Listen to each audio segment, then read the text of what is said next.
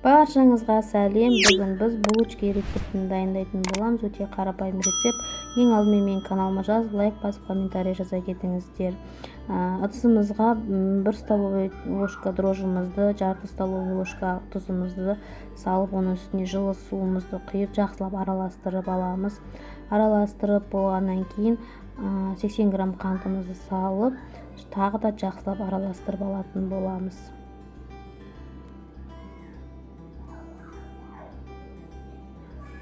Және де үстіне пісте майымызды құйып 30 мл жақсылап араластырып аламыз. Венчиктің көмегімен араластырсаңыз да болады. Мен қасықпен араластырдым. Және де үстіне ұнымызды алдын ала өлшеп алдым.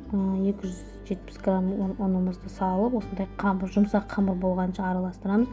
Жұмсақ осындай қамыр болғанда, қамырлай үстіне майды салып, жақсылап араластырып, осындай бізде масса пайда болды. Енді бетін жауып қоямын. Көтерілгеннен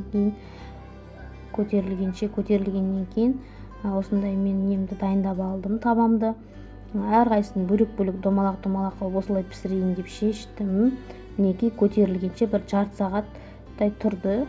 Көтерілді. Енді мен пісіретін боламын булочкимді.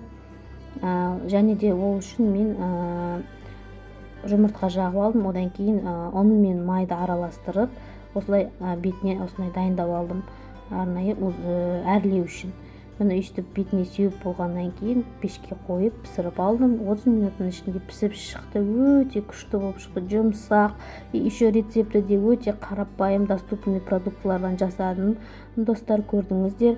Мінекей бөлген кезде де өте нежный, прямо магазинский булочкадан ешқандай кемшілігі жоқ. Жасап көріңіздер. Сіздерге осы рецепті ұсынамын.